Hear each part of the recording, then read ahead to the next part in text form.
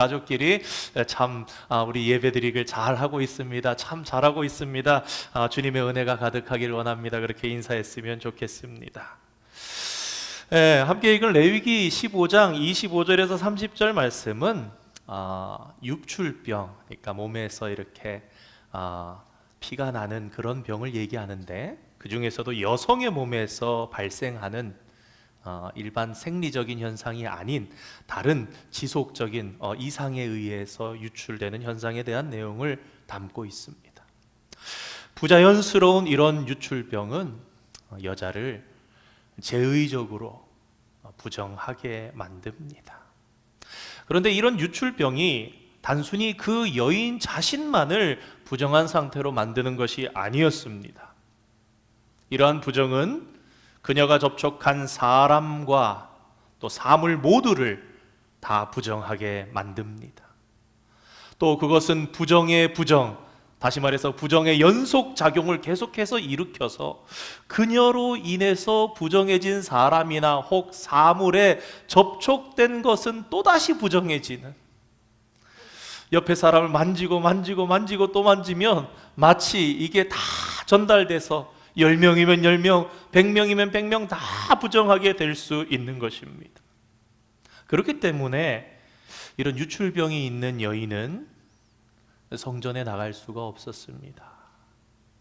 부정하니까 본인도 못 나가고, 혹시라도 부정한 자기와 접촉하게 되면 성전에 예배하는 모든 것들이 다 부정해지고, 하나님께 드리는 제사도 부정해서 기쁨으로 받으시지 못할 것이 되면 어떻게 합니까? 그뿐만이 아니라 사람들과 함께 사는 것도 너무 힘들었습니다. 한번 상상해 보시기 바랍니다. 뜻하지 않게 접촉되는 일이 발생했을 때 사람들이 얼마나 그녀를 원망했을지, 또 그런 일이 생기면 이 유출병이 있는 여인은 얼마나 미안하고, 또 그런 일이 한번 자칫 발생했을 때 주눅이 들어서 그런 그녀의 삶이 어떨까 짐작해 볼 수 있습니다. 그러므로 부정한 여인은 이런 유출병으로부터 치료받지 못한 동안에는 이스라엘 백성들의 삶의 근간이 되는 예배뿐만 아니라 모든 공동체적인 삶으로부터 제외되고 소외되는 고통스러운 삶을 살아갈 수밖에 없었습니다. 오늘 또 이어서 받은 마가복음 5장 25절에서 34절 말씀에는 이러한 레위기에 규정되어 있는 유출병, 즉 다시 말해서 오늘 신약 성경에서는 혈루병이라고 말하고 있는 이 병으로 12해 동안을 고통당해온 한 여인의 이야기가 나옵니다. 그리고 우리는 이러한 이야기를 통해서 구약의 규례로만 있었던 이 유출로 인한 부정이 한 사람의 인생에 얼마나 지대한 영향을 미치게 되는지 좀 더 자세하게 들여다볼 수 있습니다. 낫겠지라는 기대로 살았을 것이고, 때로는 수일, 때로는 몇 개월, 혹은 몇 년 뒤에 낫는 그런 사례들도 있었을 것입니다.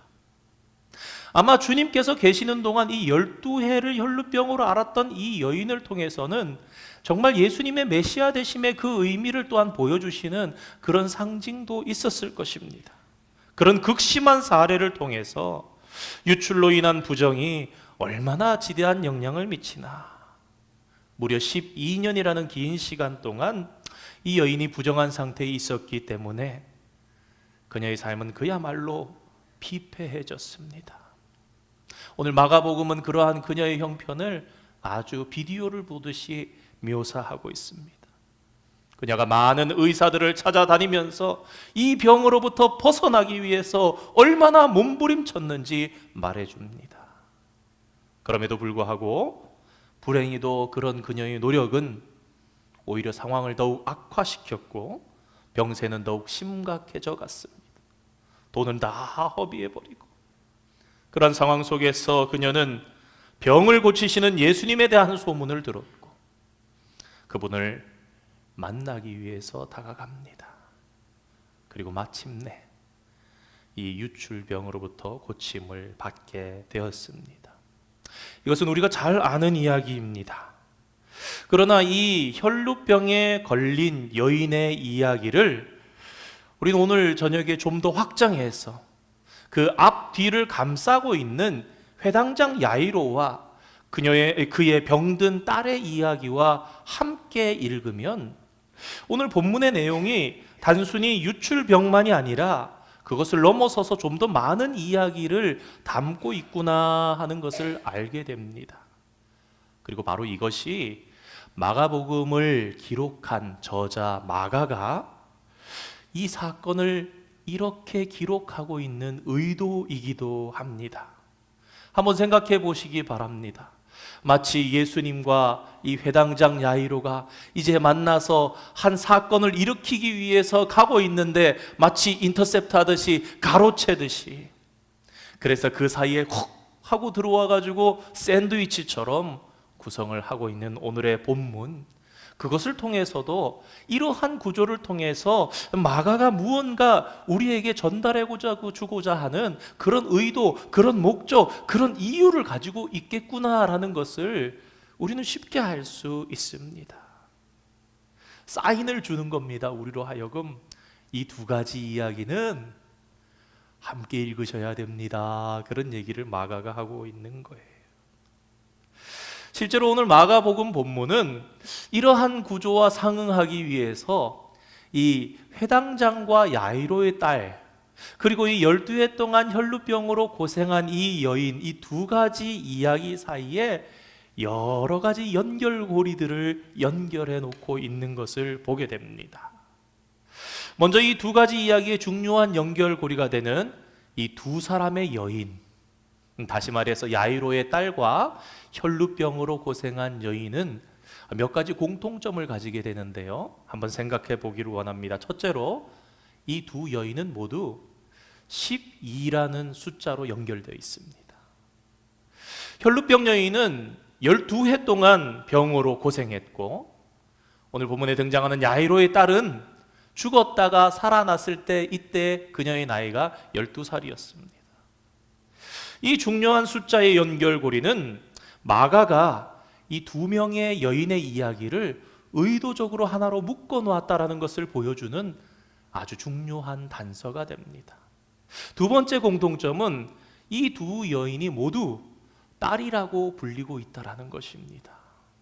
그리고 셋째로 두 여인은 모두 제의적으로 부정합니다. 이미 살펴본 것처럼 혈루병에 걸린 여인은 레위기 15장 말씀이 말씀하고 있는 유출병을 앓고 있기 때문에 부정한 것이고, 이 소녀는 죽음을 통해서 부정하게 됩니다. 이 부정함의 끝, 부정함의 최후 아닙니까? 그런데 이 두 가지 이야기 사이의 연결고리는 유사한 점, 공통점만 있는 것이 아닙니다. 대조가 되는 것들도 이렇게 연결되어 있습니다. 첫째로 소녀의 아버지인 야이로는요, 당시 유대 사회에서 종교적 신분으로서는 최상위 계층의 사람이었다라는 것입니다. 회당장이면서 또한 그의 이름까지 직접적으로 성경에 실리는 그러한 밝혀져 있는 그러한 지위를 누리는 것 같습니다. 반면에 혈루병 여인은 어떻습니까? 부정한 상태에 있었기 때문에 제의적으로 소외된 자였고, 그녀의 이름조차 성경에 등장하지 않습니다. 이처럼 두 사람은 제의적인 신분상으로 너무나 대조를 이루는 높고 낮은 그런 차이를 가지고 있죠. 근데 이 제의적인 차이뿐만 아니라 또 대조를 이루고 있는 것이 있으니 예수님께 접근하고 있는 방법도 아주 대조를 이루고 있는 겁니다. 한번 생각해 보시기 바랍니다. 야이로는요, 군중들 앞에서 당당하게 공개적으로 예수님께 다가갔습니다. 예수님, 꿇어 엎드리면서 제 딸이 죽어가니 제발 살려주십시오. 그러나 이 혈루증을 앓는 여인의 모습은 어떻습니까? 몰래 숨어서 갑니다. 조용히 예수님 뒤편으로 다가갑니다. 또 이 두 가지 이야기는 이러한 공통점과 또 대조되는 점들만 있는 것이 아니라 주제적인 측면에서도 아주 중요한 연결점을 가지고 있습니다. 첫째로 믿음이라는 주제가 이 두 가지 이야기를 묻고 있습니다. 혈루병을 앓던 여인은 믿음으로 구원을 얻었습니다. 34절 말씀에 예수께서 이르시되 딸아 내 믿음이 너를 구원하였으니 평안히 가라 내 병에서 놓여 강건할지어다 말씀하셨고, 야이로는 믿음을 가지라는 격려를 받았습니다. 36절 말씀에 예수께서 그 하는 말을 곁에서 들으시고 회당장에게 이르시되 두려워하지 말고 믿기만 하라. 두 번째 주제가 또 연결이 되는 것이 있는데 그것은 바로 구원입니다. 야이로는 내 어린 딸이 죽게 되었사오니 오셔서 그 위에 손을 얹으사 그로 구원을 받아 살게 하소서 그렇게 간구했습니다. 그리고 혈루병 여인은 내가 그 옷에만 손을 대어도 구원을 받으리라 그런 믿음으로 나갔습니다. 그리고 실제로 그녀는 예수님의 그러한 구원 선언을 듣게 됩니다. 세 번째 주제는 두려워하다라는 주제입니다. 이 두 가지 역시 이 이야기를 이어줍니다. 33절 말씀에 여자가 자기에게 이루어진 일을 알고 두려워하여 떨며 와서 그 앞에 엎드려 모든 사실을 여쭈니, 그리고 이 회당장 같은 경우는 두려워하지 말고 그러면서 36절에 아까 말씀을 읽었지요. 그러니까 구원과 믿음과 두려움이라는 이 세 가지 주제가 이 두 사건을 이어주고 우리로 함께 받게 하는 그런 아주 중요한 주제가 됩니다. 그렇다면 이 두 가지 사건의 이러한 연결을 통해서 마가는 과연 어떤 효과를 내고 또 어떤 주제를 우리에게 부각시켜주고 싶었던 것일까요? 여러 성경학자들이 이러한 질문에 대해서 오랜 시간 동안 많은 견해들을 제시해 왔습니다. 이렇다 저렇다 이러한 의견 저러한 의견을 냈습니다. 하지만 오늘 본문의 모든 증거들을 가장 잘 설명해 주는 견해는 이 마가복음의 저자인 마가가 이 동일한 주제를 가진 두 가지 이야기, 야이로의 딸의 사건과 혈루병 여인의 이 두 가지 이야기를 묶어서 이야기를 하는 것을 통해서 자신이 내세우고자 하는 주제를 더욱 강렬하게 부각시키는 그런 기법으로 이 샌드위치 구조를 사용하고 있다라는 것입니다. 좀 더 쉽게 말해서 마가는 오직 예수 그리스도에 대한 믿음만이 심각한 병인 혈루병으로부터 또 나아가서는 사망으로부터 구원을 가져다 줄 수 있다, 그렇게 우리들에게 말하고 있는 것입니다. 우선 이 혈루병 여인이 믿음을 가졌다는 것은 본문 말씀으로부터 아주 분명하게 보여집니다. 첫째, 혈루병에서 벗어나기 위해 12해 동안 했던 모든 노력이 실패하고 재산마저 다 날리고 증세, 병세마저 심각해진 그런 상황에서 그녀에게 남은 유일한 희망은 수많은 병자들을 고쳤다는 소문이 나 있던 예수님이었습니다. 그런데 여러분, 오늘의 말씀을 자세히 보시면요, 그녀는 그냥 단순하게 그 소문의 희망을 걸었던 것이 아닙니다. 소문의 희망을 거는 것을 넘어서는 믿음을 우리들에게 보여주고 있습니다.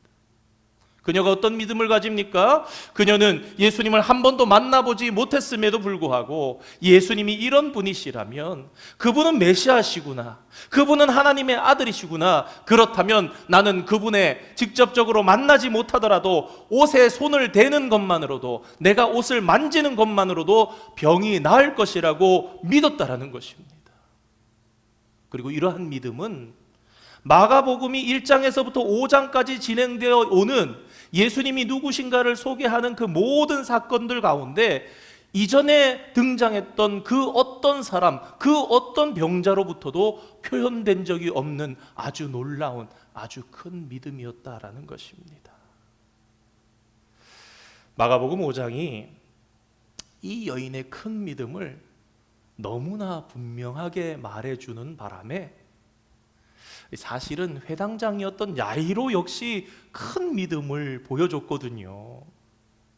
제 딸이 죽어가고 있지만 주님께서 오셔서 손을 얹어주시면 나을 것이라는 그 믿음 가지고 왔잖아요. 근데 이 혈루병 여인의 믿음이 너무나 강력해 보여서 앞에 있었던 회당장 야이로의 믿음을 보는 걸 잃어버리게 만듭니다. 그래서 많은 성경 해석가들이 마가가 이 여인의 큰 믿음을 야이로의 믿음 없음과 대조시키고 있다라는 것까지 해석을 그렇게 나가게 만든 그런 해석들을 내놓기도 했습니다. 성경학자들도 잘못된 해석을 이렇게 내놓으니 그러면 성도들이 성경을 읽으면서는 어찌 이런 실수를 아니할 수 있겠습니까? 마치 이것은 36절 말씀에 사람들이 찾아와서 당신의 딸이 이제 죽었으니까 예수 선생님을 더 이상 괴롭게 하지 마시고 이제 집에 갑시다 할 때 예수님께서 야이로를 향해서 두려워 말고 믿기만 하라 하고 촉구하시니까 더욱더 야이로의 믿음이 없어져 보이는 그런 증명이 된 거 아니냐, 그렇게 해석하기도 합니다. 하지만 오늘 본문의 말씀을 주의 깊게 들여다보면요, 마가가 그런 이야기를 우리에게 하고 싶은 것이 아니었구나 하는 것을 알게 됩니다. 마가는 혈루병 여인이 큰 믿음을 가지고 있었던 것도 이야기하지만 동시에 마가는 야이로 역시도 대단한 믿음의 소유자였다라는 것을 말씀을 통해서 증거하고 있습니다. 유대의 회당장이었던 야이로가, 그것도 모두가 지켜보고 있는 길거리에서 예수님께 달려와서 그의 발 아래 엎드린 행위를 한번 생각해 보시기 바랍니다. 이런 행위는요, 당시 회당장이었던 야이로를 대단히 위태롭게 만들 수 있는 그런 위험한 행동이었습니다. 왜냐하면 마가복음은 5장에 이르기 훨씬 전부터 이미 예수님과 유대 지도자들 사이에 갈등과 충돌이 있었다라는 것을 기록하고 있습니다. 마태복음 2장에서부터 유대 지도자들과 불거지기 시작한 이 사건은 마가복음 3장에까지 이어지고 마가복음 3장에서는 이들이 이제 예수를 어떻게 죽일지 의논하였다, 그 얘기까지 나오는 거예요. 안식일에 밀 이삭을 비벼 먹던 제자들로부터 시작해서 안식일에 병 고치는 그런 일까지 하면서, 그러니까 이런 것들로 부딪히게 되었던 것입니다. 그것이 갈등이 심화되어져서 5장까지 온 이 상황에서 유대 지도자들이 예수님께 대해서 심히 적대적인 태도를 보이고 있는 그러한 지금 현실 속에서 회당장인 야이로가 그러한 예수님 앞에 엎드려서 간청했다라는 것은 그야말로 그래서 엄청난 용기와 또한 결단이 필요한 일이었음에 분명하다, 그렇게 우리는 바라볼 수 있습니다. 그리고 이러한 점은 니고데모가 한밤중에 예수님을 찾아와서 몰래 주님께 물었던 것과 비교한다면 더욱더 분명하게 대단한 결단, 대단한 각오, 그런 것이었음을 우리는 알 수 있습니다. 또한 야이로는 아까 36절 말씀드렸던 것처럼 자기 딸의 죽음의 소식을 듣고도 그가 믿음에 흔들리는 모습을 직접적으로 보여줬던 것은 아닙니다. 믿음이 흔들렸던 것은 그의 집에서 온 사람들, 그의 집 식구들이었습니다. 지금까지 살펴본 바들을 정리해 볼 때에 혈루병이라는 심각한 병과 죽음으로부터의 회복이라는 주제를 가진 이 두 가지 이야기가 샌드위치처럼 이렇게 결합되어 있는 이유가 무엇으로 보이십니까? 마가가 믿음의 점증적인 효과를 극대화해서 우리들에게 보여주기 위한 것이라고 생각이 됩니다. 야이로가 죽어가는 자기 딸을 위해서 예수님을 모시러 온 부분을 처음 성도들은 보면서 아마도 그냥 평범하게 복음서에서 흔히 만나게 되는 병에 대한 이야기, 그것을 치료해 주시는 예수님의 이야기가 다시 한번 등장하구나, 아마 그렇게들 보통 생각을 할 것입니다. 그러나 야이로의 딸을 치유하는 이야기가 전개되는 사이에 갑자기 유출병 여인의 이야기가 끼어듭니다. 그리고 그녀의 병이 얼마나 심각했는지에 대한 내용, 그리고 그런 그녀의 병이 또한 얼마나 놀라운 방식으로 치유되었는지를 보면서 성도들은 지금까지 복음서에서 들어왔던 것보다 한 차원 더 높은 예수님의 능력을 경험하게 됩니다. 그리고 성도들은 이 여인의 놀라운 이야기를 통해서, 경험을 통해서 마침내 예수님께서 이 야이로의 딸의 죽음 소식을 들은 야이로를 격려하는 그런 믿음의 이야기를 받아들일 준비가 되는 것입니다. 그리고 이 믿음을 따라서 죽은 딸이 살아나는 놀라운 기적을 보면서 성도들은 예수님께서 단순히 기적적인 치유자일 뿐만 아니라 사망의 권세마저 이기신 그런 구원자이시구나 하는 것을 경험하게 되는 것입니다. 그러니까 이렇게 한 가지 사건들이 이렇게 오는 것이 아니라 오다가 엄청난 사건을 하나 이렇게 만나서 예수님이 이해해야 되는데 마치 그것을 한 스텝 밟아서 뭐라 그러죠? 도움판을 한 밟아서 넘는 거죠. 아버지 목회지를 따라서 강원도에서 한 8년 동안 살았습니다. 한국의 기차는 이렇게 있지만 호남선, 뭐 영동, 영남선 이렇게 있지만 이 강원도는 산이 많기 때문에 도계라는 곳이 있습니다. 옛날에 석탄이 많이 나던 곳인데 이 경북 지방에서 이렇게 기차가 중북 제천으로 해서 돌아가지고 이렇게 강릉 동해 쪽으로 올라가려면 한 번에 못 올라갑니다. 이 지형이 이렇게 올라가야 되는데 기차는 바퀴가 그 뭐라 그러죠? 그 그립이 있는 게 아니잖아요. 그냥 타이어가 있는 게 아니니까. 그래서 기차가 막 가다가 도계쯤 가면은 한번 섭니다. 그리고는 거꾸로 갑니다. 그럴 때마다 어른들이 농담하십니다. 야, 영광아, 기차 못 가서 집으로 다시 간다 야, 이러면서 농담을 하시면 진짜 기차가 한동안 거꾸로 갑니다. 근데 이제 원래 왔던 길이 아니라 살짝 다시 높아지는 거를 이렇게 지그재그로 한번 올라가는 거죠. 그리고 다시 한번 이렇게 앞으로 가면서 올라가는 거예요. 나중에 이제 커서 알게 됐죠.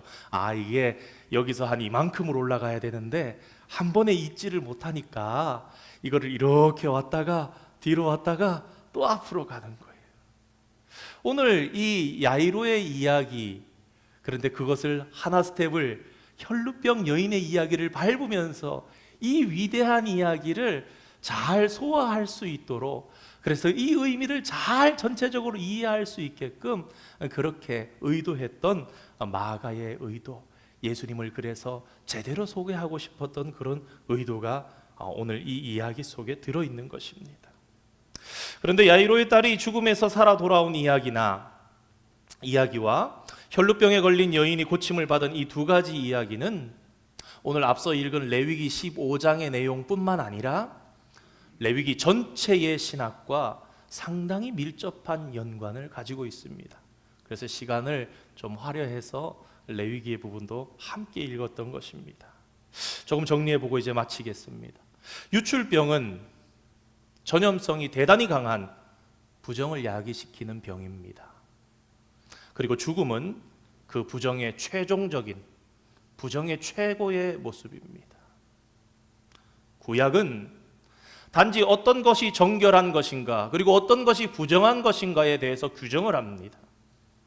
그리고 하나님의 백성이 그 모든 부정으로부터 자신을 분리시킬 것을 명령합니다. 그러나 구약의 가르침은 여기까지입니다. 해결책이 없습니다. 오늘 본문을, 레위기 본문을 잘 보시면 그저 나았으면 산비둘기 2마리, 집비둘기 새끼 2마리 가져와서 제사 드리는 거, 그게 나온 거예요. 그러나 신약 성경은 부정한 자들이 정결하게 될 수 있는 해결책을 제시합니다. 그리고 그 해결책은 바로 예수 그리스도이십니다. 오늘 본문이 말씀하듯 예수님께서는 유출병으로 12해 동안이나 고통받은 여인이 그저 옷자락을 만지는 것만으로도 바로 치유에 이르게 되고 다시는 부정하지 않게 되는 정결을 얻게 해주시는 놀라운 분이심을 우리에게 보여줍니다. 그리고 바로 그 예수님은 야이로의 딸과 같이 궁극적인 부정의 끝인 죽음을 맞이한 사람이라 할지라도 예수님과 그 능력을 믿기만 하면 다시 살아나도록 만드실 수 있는 분임을 소개합니다. 구약과는 달리 예수님은 이렇게 정결과 부정을 치유하시고 또 소멸시키실 수 있는 분이라는 것입니다.